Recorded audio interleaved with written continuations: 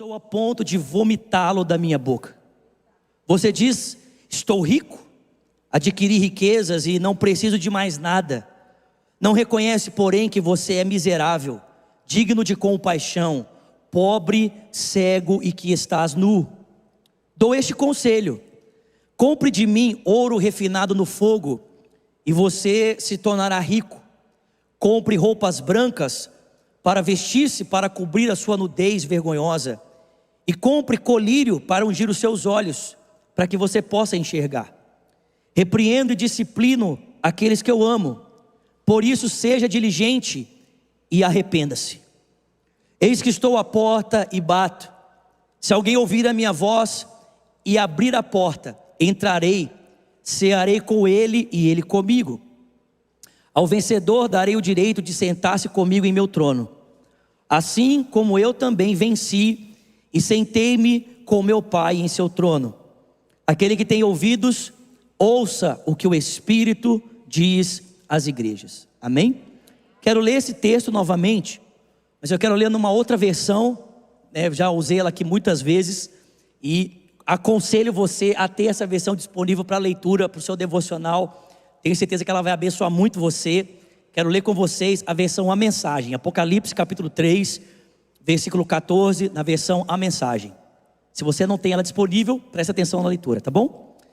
Escreva a Laodiceia, ao anjo da igreja: assim diz o Amém de Deus, a testemunha fiel e exata, a origem da criação de Deus. Conheço você por dentro e por fora, e vejo pouca coisa em você que me agrade. Você não é frio e também não é quente. Melhor que fosse frio ou quente. Você está estragado, apodrecido e me causa ânsia de vômito. Você alardeia: ah, eu sou rico, faço e aconteço, não preciso de nada e nem de ninguém. Mas você é desprezível, um mendigo, cego, esfarrapado e sem casa. Saiba o que eu quero que você faça: compre ouro de mim, ouro refinado pelo fogo, e então você vai ser rico. Compre roupas de mim, roupas que foram desenhadas no céu. Você já andou por muito tempo seminu. Agora compre de mim remédio para os seus olhos. Assim você vai poder ver, vai enxergar de verdade. Olha, eu costumo chamar a responsabilidade aqueles que eu amo. Então, para incentivar, eu corrijo e oriento, para que você possa viver de uma maneira melhor. Então levante-se, faça meia volta e busque a Deus. Olhe para mim, estou batendo a sua porta. Se você ouvir o meu chamado e abrir a porta, eu vou entrar e eu vou jantar com você. Os vencedores vão se assentar comigo à cabeceira da mesa, assim como eu, depois de vencer, tomei o lugar de honra ao lado do meu Pai. Esse é o meu presente aos vencedores. Seus ouvidos estão abertos? Então ouça. Ouça as palavras do vento, o Espírito soprando através das igrejas. Muito bom, né, gente? Vamos orar? Senhor, fala conosco nessa noite, queremos ouvir a sua voz. Te pedimos, dá-nos olhos para ver, ouvidos para ouvir, um coração sensível, Senhor, para responder e para receber aquilo que o seu Espírito deseja falar ao nosso coração. Senhor, no encerramento desse tempo, quero agradecer ao Senhor, Pai, por todas as palavras que foram faladas aqui, pelo tanto que o Senhor ministrou ao nosso coração. Não deixa que nenhuma dessas sementes se perca, que elas possam frutificar em nós, produzindo vida, esperança, transformação. E mais uma vez essa noite, conceda, Senhor, ao instrumento que o Senhor escolheu, graça e discernimento para compartilhar a tua palavra ao teu povo. É o que pedimos e te agradecemos em nome de Jesus. E quem crê, diga amém. Preste atenção. Em cada uma das 7 cartas, Jesus Cristo dá ênfase a uma marca diferente que cada uma dessas igrejas precisava ter para ser uma igreja viva e verdadeira. São 7 cartas, 7 ênfases. Aos cristãos da igreja de Éfeso, Jesus incentiva eles a voltarem ao primeiro amor. Enquanto aos cristãos de Esmina são advertidos a permanecerem fiéis apesar do seu sofrimento. Aos cristãos de Pérgamo, eles são desafiados a permanecerem na verdade em face do erro. A igreja de Tiatira, eles são desafiados a permanecerem firmes contra o mal. Em Sardes, a necessidade é de uma realidade interior, que eles parem de viver de espetáculo e se tornem uma realidade. A igreja de Filadélfia, o Senhor Jesus, ele adverte que está colocando uma oportunidade diante deles de cooperar com a vontade de Deus na pregação do Evangelho, e os convida a passar por essa porta com ousadia. A 7ª carta é dirigida à igreja de Laodiceia, e ela combina uma denúncia severa com um apelo à humildade. Existe aqui uma denúncia severa, mas também um convite de Jesus para que essas pessoas possam viver uma vida de humildade. E por que eu digo isso? Eu digo isso pela forma como o próprio Jesus, ele se apresenta nessa carta. Parece que Jesus, ele intencionalmente está se apresentando de uma forma a confrontar todo esse orgulho, toda essa soberba que está presente na vida dessa igreja de Laodiceia. O texto diz que Jesus, em primeiro lugar, diz que ele é o Amém. A palavra Amém significa assim seja. Ou seja, Jesus está dizendo o seguinte: ele é a expectativa de todo o cumprimento e a realidade de todo o cumprimento da vontade de Deus. Jesus, ele é o cumprimento de todas as promessas, ele é o cumprimento de toda a vontade, toda a expectativa do coração do Pai encontra o seu cumprimento e propósito na pessoa de Jesus. Mas ele não é apenas o Amém, ele diz também que ele é a testemunha fiel e verdadeira. Ou seja, Cristo não tem apenas a verdade para ser proferida, ele é a verdade. Ele não apenas dá testemunho da verdade, como ele é a própria verdade. A verdade fiel é o próprio Cristo. Depois ele diz que ele é a origem da criação. Vocês estão comigo? Ou seja, ele é a razão pela qual todas as coisas vieram a existir. Jesus está dizendo: olha, eu sou o cumprimento de tudo, toda a expectativa da vontade de Deus se cumpre em mim. Eu sou a verdade, o testemunho fiel da verdade, e tudo que veio a existir, só veio a existir por minha causa. Eu sou a razão da existência de tudo. Tudo que veio a existir tem a sua origem em mim. Vocês estão comigo, gente? Quando eu leio esse texto aqui, eu lembro de João capítulo 13. João capítulo 13 começa assim: Jesus convidando os seus discípulos para tomar a última ceia com ele antes da sua morte. E aí o texto fala assim, que Jesus sabia que o Pai havia dado todas as coisas para ele. O texto diz que ele sabia que tinha vindo de Deus e estava voltando para Deus. O texto diz que ele sabia tudo o que ia acontecer, como o diabo havia introduzido uma vontade em Judas Iscariotes para traí-lo. Ou seja, Jesus tinha consciência completa de tudo. A Bíblia diz que ainda assim, ele levanta-se da mesa, tira sua túnica, se cinge com uma toalha e ele vai lavar o pé dos seus discípulos. Ou seja, no ápice do seu ministério, no momento em que Jesus tinha mais consciência de tudo, como todo o propósito de Deus se cumpriria, o que ele decide fazer? Ele decide assumir uma posição de humilhação e lavar o pé dos seus discípulos. Ele não bate no peito e diz: gente, agora eu estou no meu auge, agora toda a glória de Deus vai vir sobre mim após a ressurreição, e vocês vão me ver de fato como eu sou. Não, o texto diz que consciente no seu melhor momento, Jesus desce da mesa e ele decide lavar o pé dos seus discípulos. É mais ou menos isso que o texto está dizendo para nós. Jesus é o Amém, ele é o cumprimento de tudo, ele é a verdade, a razão de tudo existir é ele. Mas apesar de Jesus ser essa pessoa, ele não se apresenta como um ser arrogante, ele não se apresenta como um ser orgulhoso. Vocês estão comigo aqui? Apesar de todas essas prerrogativas, o Filho de Deus é visto nesse texto em papéis muito humildes. O texto diz que ele se apresenta a essa igreja como um vendedor, nós já vamos falar um pouco sobre isso, e se apresenta a essa igreja como um viajante. Não se apresenta em papéis importantes como o de rei, não se apresenta a essa igreja em papéis importantes que receberiam destaque, não. Ele se apresenta em duas coisas que essas pessoas estavam acostumadas a lidar no dia a dia, e jamais dariam importância. E é exatamente por isso que Jesus decide se apresentar a elas dessa forma. Por quê? Porque ele quer que com toda essa glória seja visto em humildade. Ele quer que com toda essa glória ele possa ser visto com uma pessoa simples. Vocês estão comigo aqui? Preste atenção. Jesus se descreve como um amém, aquele que permanece fiel à sua palavra, a testemunha fiel e verdadeira.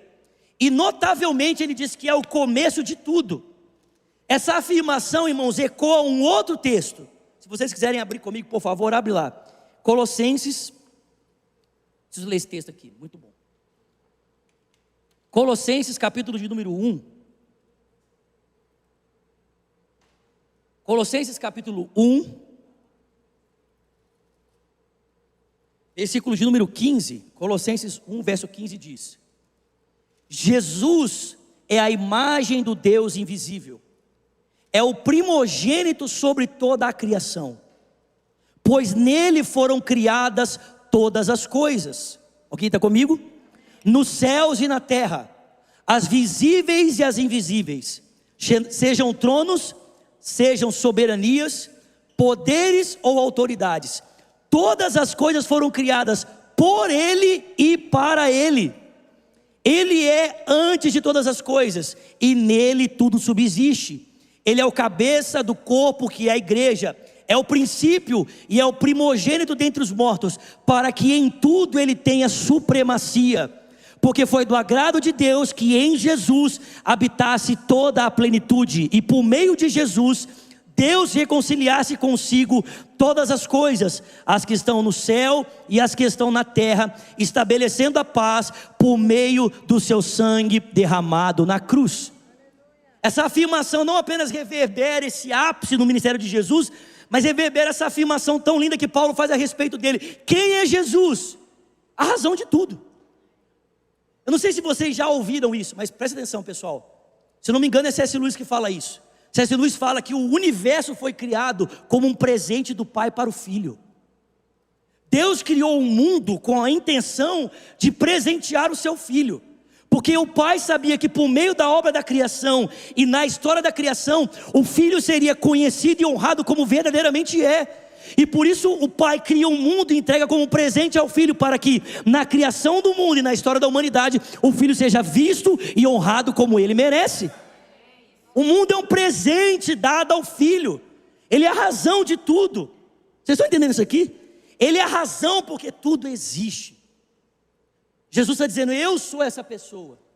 Essa carta, só para vocês terem ideia, essa carta aos Colossenses também foi designada para essa igreja em Laodiceia. Paulo escreveu duas cartas, a carta de Éfeso e a carta de Colossos, e essas cartas deveriam girar nessas igrejas que ficavam nessa região da Ásia Menor.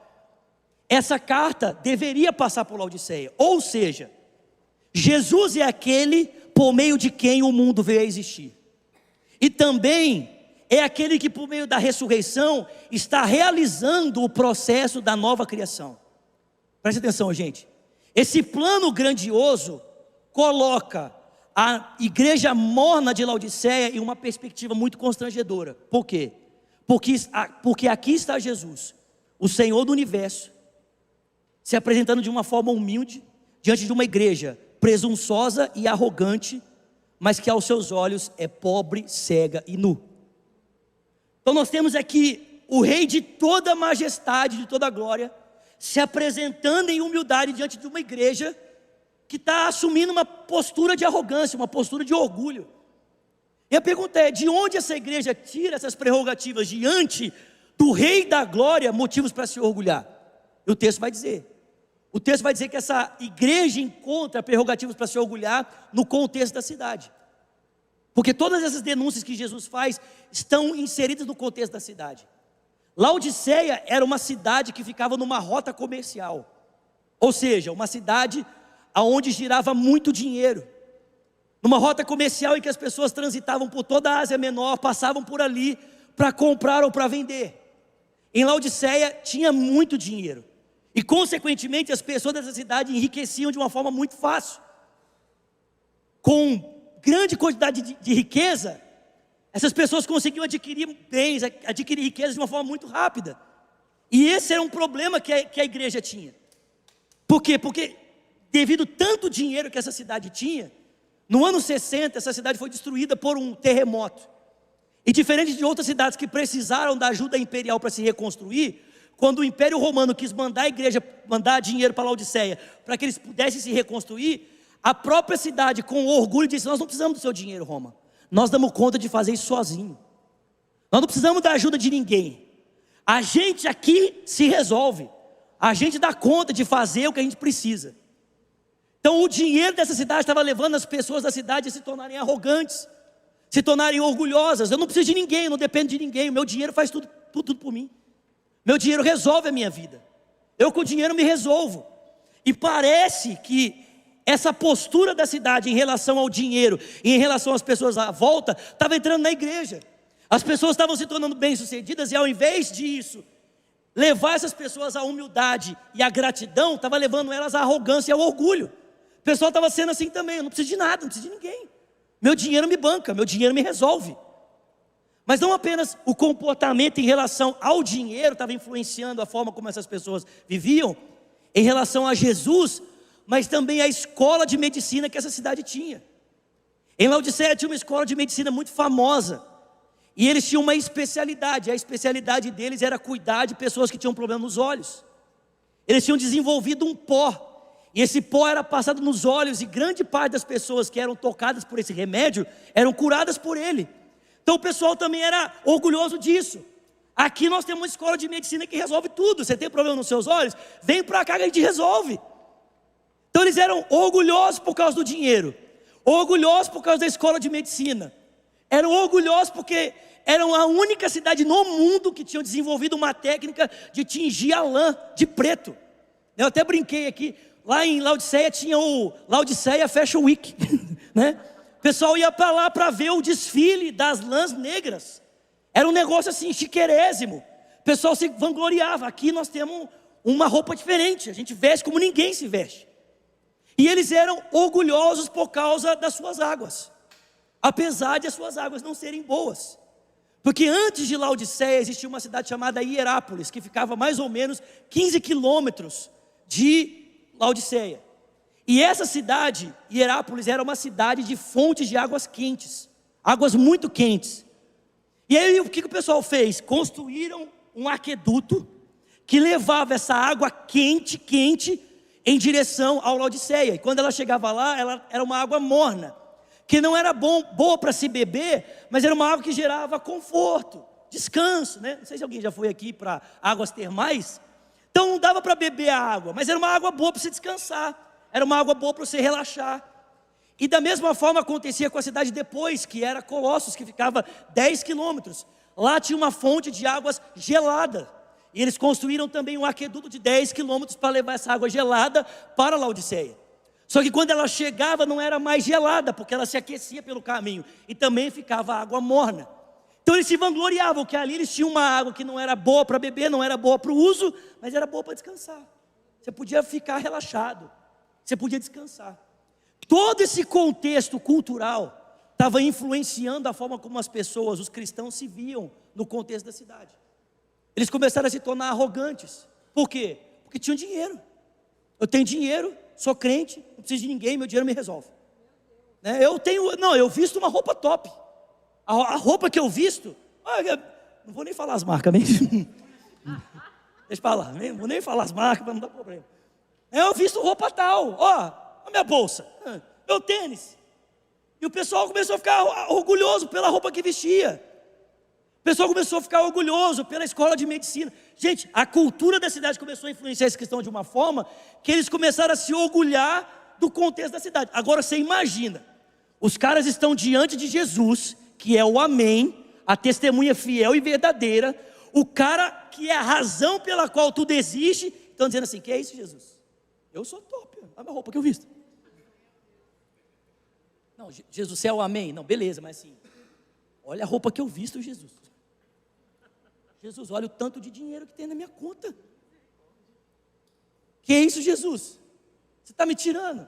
Aqui nós temos uma escola de medicina top. Que é isso, Jesus? Não, peraí, Jesus. Olha as águas da cidade. Gente, essas pessoas estavam se tornando orgulhosas por esse tipo de coisa, diante daquele que é a razão de tudo, e decide se apresentar humilde apesar de ser tudo que é. Tipo assim, pessoal, vocês estão comigo aqui? É tipo assim, a formiga querendo se vangloriar diante do elefante. O que é isso? Eu sou a formiga, elefante, me ajuda aí. Gente, mas você já parou para pensar que muitas vezes nós podemos ser assim? A gente pode começar a se orgulhar de umas coisas que são insignificantes diante do Deus, que é o Deus de toda a glória. Tipo assim, o cara fala assim, meu ministério. Aleluia. Então, tipo assim, primeiro que você não tem um ministério, o ministério é de Jesus, amém? Ninguém tem ministério, gente, amém? O ministério é de quem? De Jesus. Nós só estamos aqui completando o ministério que pertence a quem? A Ele, o ministério é dele, nós estamos cooperando na obra que foi dada para Ele, amém, gente? Agora pensa, nós estamos recebendo um negócio para cooperar e ainda nos vangloriamos de estar fazendo o que estamos fazendo. Esse é o meu ministério. O que o fulano pensa que é? A gente se orgulha do carro que anda, a gente se orgulha do lugar que a gente mora. Sim ou não, gente? Só que o que a gente tem que pensar é que esse orgulho, irmão, presta atenção. Esse orgulho não é apenas um orgulho, vocês estão comigo, gente? Não é apenas um orgulho diante dos irmãos. Esse orgulho, em primeira instância, é um orgulho diante de Deus. Porque, gente, eu não sei se vocês estão entendendo. Esse negócio de orgulho é um negócio tão difícil para Jesus, que ele sente náusea. Tipo assim, o orgulho é uma coisa que em Jesus deixa ele com vontade de vomitar. Porque se tem um pecado que Deus odeia, Ele abomina, é o pecado do orgulho. Gente, Deus vê orgulho em nós, gera ânsia de vômito nele, ele fica assim, ele não aguenta. Sabe por quê? Por dois motivos. Primeiro, que ele sendo Deus, não tem orgulho em si. Então, quem é você para ter orgulho, sendo você diante de Deus? Quem sou eu para querer me orgulhar diante de Deus? Então Deus fica assim, mano, eu não estou acreditando. Esse vermezinho quer se orgulhar diante de mim, e não é nada. Segundo, gente, todas as vezes que Deus vê orgulho em nós, Ele se lembra de uma pessoa. Todas as vezes que Deus vê orgulho em nós, Ele lembra de alguém. Porque tem uma pessoa que foi tipo assim, o cara que parece que quase fundou esse negócio de orgulho. Tipo assim, quem que é esse? Quem?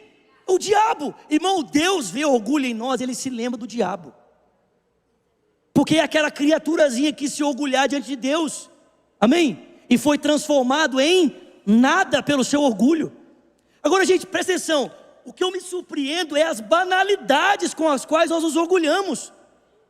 Paulo disse, se alguém tem que se vangloriar, se alguém tem que se orgulhar, orgulhe-se em Deus. Fica assim, fica orgulhoso de ter Deus na sua vida. Mas a gente fica orgulhoso de ter uns negócios que não faz sentido nenhum. Jesus está dizendo assim para essa igreja, não, é sério mesmo que vocês vão ficar querendo, tipo, botar a banca diante de mim, por causa desses negocinhos, nada a ver? Eu sou a testemunha fiel, eu sou o amém, eu sou a causa de tudo existir, e me apresento em humildade diante de você, e você vem querer botar a banca na minha frente, por causa dessas coisinhas insignificantes, que não tem nada a ver? Pô, cara, eu estou sentindo um náusea de você, tipo assim, está me dando um... Estão entendendo? Não sei se vocês sabem disso, mas alguns anos atrás, a minha mãe tinha uma cachorrinha, ela ainda tem a cachorrinha, mas alguns anos atrás a gente saiu, e essa cachorrinha decidiu entrar na mala que a minha mãe tinha trazido, e ela decidiu comer todos os comprimidos da minha mãe que estavam dentro da mala. Tipo assim, o cachorro estava possuída, né? E aí quando a minha mãe chegou, que viu que ela tinha comido, desesperou, porque falou assim, não, minha mãe já tinha perdido uma cachorrinha assim. Minha mãe foi dar uma quantidade de remédio para ela, deu remédio um pouquinho mais do que podia, ela não sabia, a cachorra teve o estômago demorado, teve que ser sacrificada. Aí minha mãe ficou desesperada, quando viu o cachorro que tinha comido, falou assim, vai morrer também.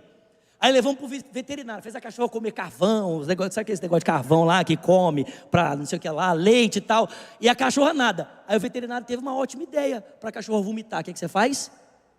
Dá água morna. Quando você bebe água morna, isso gera ânsia de vômito na hora. Gente, Jesus está dizendo assim: vocês para mim, por causa do orgulho, são igual a um monte de gente de água morna. Se vocês fossem quente, seria melhor. Se vocês fossem frio, seria melhor. Mas vocês são mornos. Eu estou a ponto de vomitar você. Gente, mas é isso que o orgulho faz, sim ou não? O orgulho nos coloca numa posição tão distante, que nós nos achamos tão suficientes, que nós não precisamos mais nem de Jesus, nem mais de ninguém. Jesus está dizendo assim para essa igreja: volta. Se arrepende e volta. Para de ficar querendo se vangloriar diante de mim. Se arrepende e volta.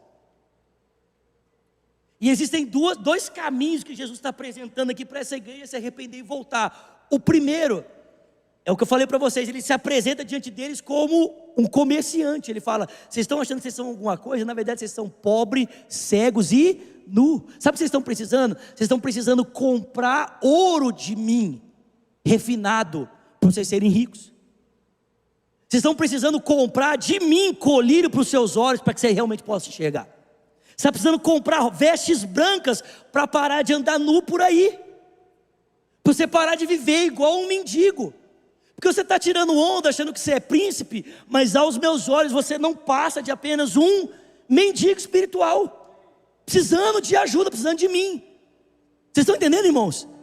Jesus se apresenta a eles como um vendedor. Gente, numa cidade rica, em que gira muito dinheiro, em que todo mundo passa por ali fazendo comércio, a figura do vendedor era a coisa mais comum de todas. Mas não é exatamente isso que Jesus fez para nos resgatar desse estado de decadência que nós estávamos. Ele se tornou comum a todos nós, para que nós fôssemos tornados semelhantes a Ele. Ele se fez um ser humano. Vocês estão comigo, gente?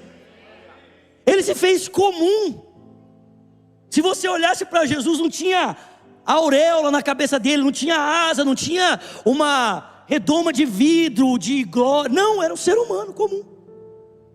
Mas para que eu e você fôssemos resgatados do estado de decadência gerado por esse orgulho, que nós acabamos de cantar aqui: o meu orgulho me tirou do jardim.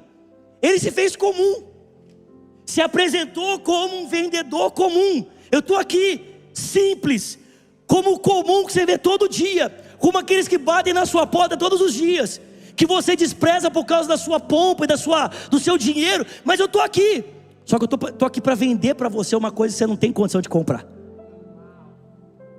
Estou aqui para vender ouro refinado.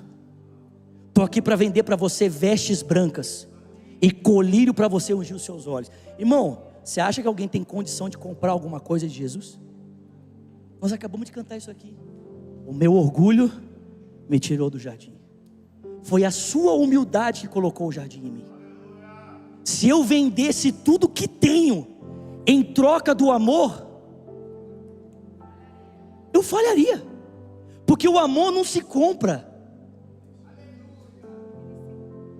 O amor não se compra, nem se merece. O amor se ganha, de graça o recebe. Você está entendendo? Ele se apresenta, pode aplaudir o Senhor.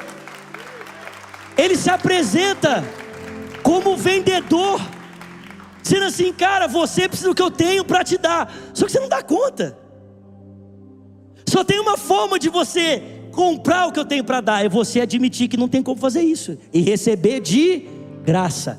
Gente, olha esse texto, abre aí comigo rapidinho, por favor, preciso ler isso aqui com você. Isaías 55. Vocês estão comigo, gente?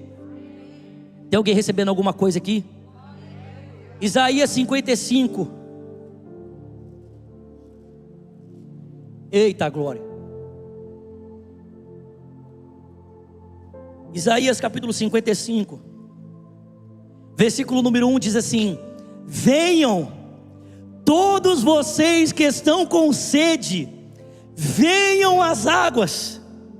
E vocês que não possuem dinheiro algum, venham, comprem e comam. Venham, comprem vinho e leite sem dinheiro e sem custo. Pelo amor de Deus, alguém fala glória a Deus por isso. Para que gastar o seu dinheiro naquilo que não é pão? O seu trabalho árduo naquilo que não satisfaz. Escutem-me e comam aquilo que é bom, e a alma de vocês ficará satisfeita com a mais fina refeição. Deem ouvidos a mim, ouçam a minha voz, para que vocês vivam. Alguém pode dar um glória a Deus por isso? O vendedor celestial está dizendo: cara, olha eu aqui, você precisa comprar de mim, você precisa adquirir de mim, só que você não tem condição. Mas se você admitir a sua insuficiência, a sua pobreza diante de mim, e caminhar em direção à humildade, à humilhação, você não vai ter que comprar nada, eu vou te dar de graça, pela minha graça. Só que ele não apenas se apresenta, gente, isso aqui é muito forte, ele não apenas se apresenta como um vendedor, ele se apresenta também como um viajante que está voltando para casa. A gente sempre lê esse texto assim, né? Eis que estou, vocês estão comigo, gente? Estou acabando já quase, amém? Só falta mais 1 hora de pregação. Estou brincando. Eita glória. Eu gosto é disso. Eis que estou à porta e bato. A gente sempre lê esse texto e pensa assim: pô, eu tenho que ir lá e abrir a porta, senão Jesus não vai entrar, não vai fazer nada na minha vida e tal. Só que você tem que entender uma coisa: o Jesus que está voltando, ele tem a chave de casa, porque ele tem acesso à sua igreja, sim ou não? Quantos são casa de Deus aqui? Quantos são morada de Deus? Quantos foram feitos morada de Deus, casa de Deus? Meu irmão, se você foi feito morada de Deus e casa de Deus, será que ele não vai ter a chave da sua casa? Jesus tem a chave da casa dele. Quando ele fala assim: eis que estou à porta e bato, não é porque ele não tem acesso, não. É porque ele quer saber qual tipo de ambiente ele vai encontrar do outro lado quando ele entrar. Porque presta atenção, se do outro lado tem uma noiva indiferente e cheia de orgulho que espera o noivo, como que ela vai se apresentar para ele? Com uma mesa preparada, uma comida pronta esperando para jantar, sim ou não? Não. Uma noiva orgulhosa, presta atenção, uma noiva orgulhosa, quando o noivo bate a porta, sabe como ela se apresenta? Como uma noiva de Cantares. Cantares capítulo 5 diz que o noivo chega e bate na porta, só que a noiva já tomou banho, já passou óleo nos pés, já passou Victoria's Secret, né? Já se perfumou. Tem umas irmãs que estão assim: pastor, Victoria's Secret é coisa de pobre, pastor, vamos aumentar o negócio aí, né? Passou os negócios chiques, né? Essas coisas que vocês passam aí, que custa muito dinheiro, amém? Passou lá e ela está deitada, e ela está ouvindo o noivo batendo na porta. Aí o noivo fala: levanta, minha irmã, amada minha, vem me encontrar. E ela fala assim: pô, já tomei banho, já passei óleo no pé, já me perfumei, estou deitada, sério mesmo? Aí o noivo fala: vem, pelo amor de Deus, ele está batendo na porta, e ela nada. A Bíblia diz que quando passa muito tempo ela adormece. Vocês estão comigo, gente? Ela dorme, e quando ela acorda, ela lembra do convite. Sabe o que ela faz? Ela levanta e vai até a porta para abrir a porta. Quando ela pega na maçaneta, a Bíblia diz que ela vê que a maçaneta está cheia de óleo, está escorrendo óleo na maçaneta. Vocês estão comigo, gente? Só que quando ela abre a porta, o noivo já foi embora. O noivo já foi embora. E a Bíblia diz que ela sai à procura desse noivo. Ela não encontra, sabe o que ela encontra? Ladrões, bandidos, que espancam ela e deixam ela na rua, molestada pela violência. Gente, presta atenção, o Jesus que volta e bate a porta, não é porque ele não tem a chave, não é porque ele não pode entrar, é porque ele quer saber qual é o tipo de ambiente ele vai encontrar do outro lado. Ele quer saber se do outro lado tem uma noiva que o deseja, ou se tem uma noiva que pelo seu orgulho se tornou indiferente.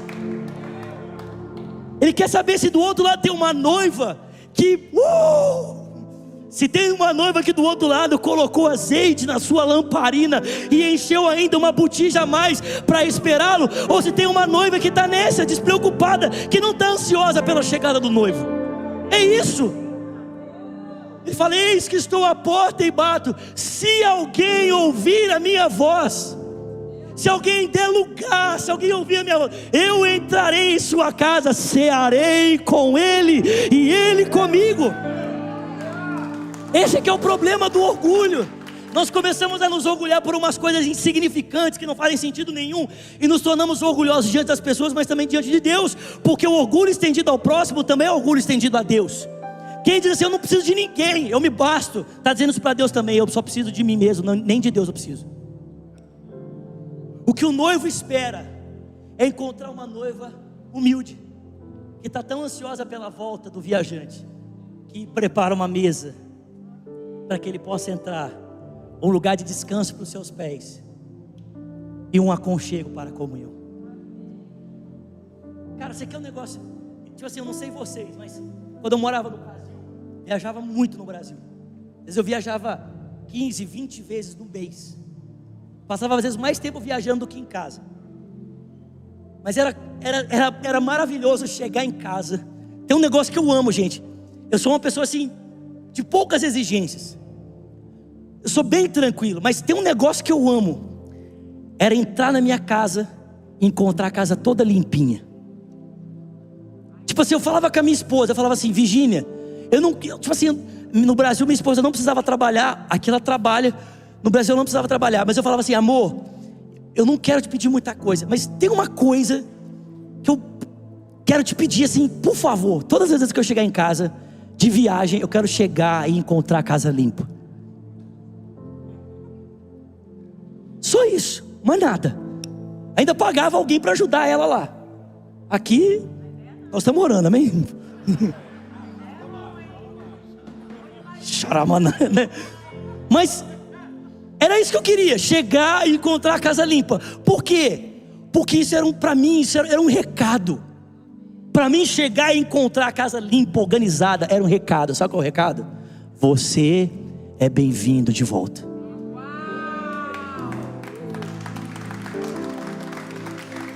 Você é bem-vindo de volta.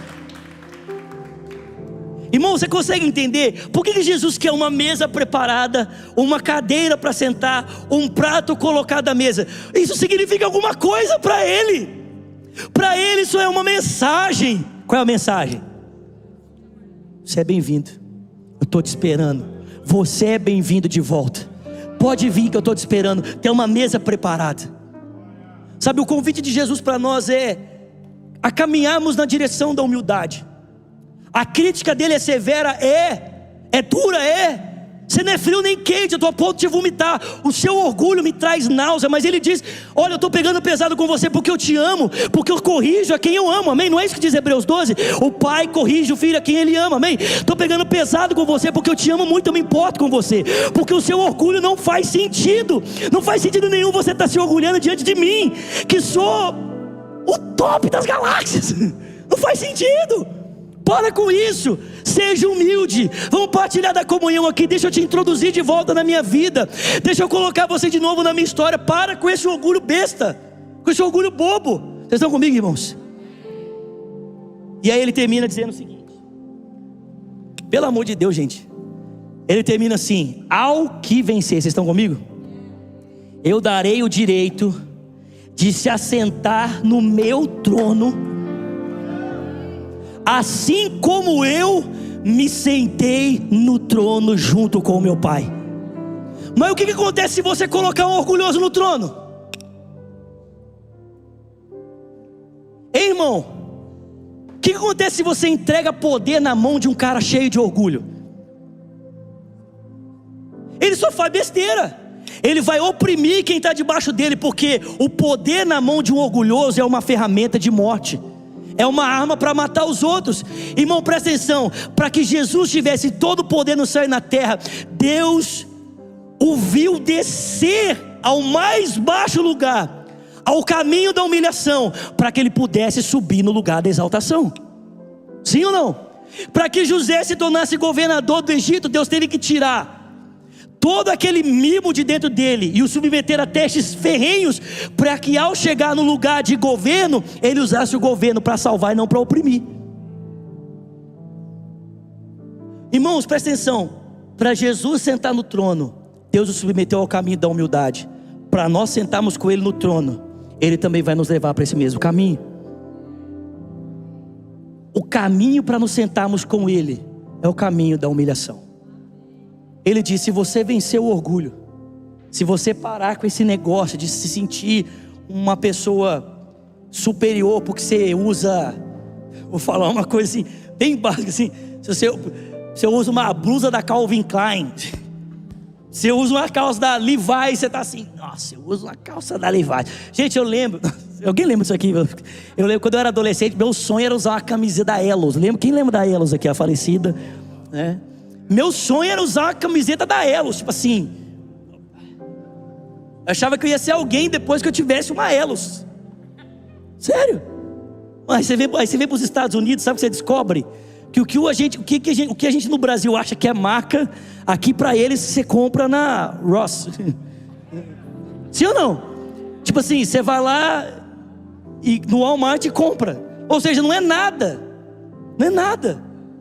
Mas irmãos, tudo que a gente possa achar que tem algum valor diante de Jesus não significa nada diante de quem Ele é. Ele é glorioso. Ele não tem alguma coisa que o faça glorioso. Ele é glorioso. Ele é. E Ele quer nos tornar gloriosos também. Mas para isso Ele precisa ver em nós humildade. Humildade.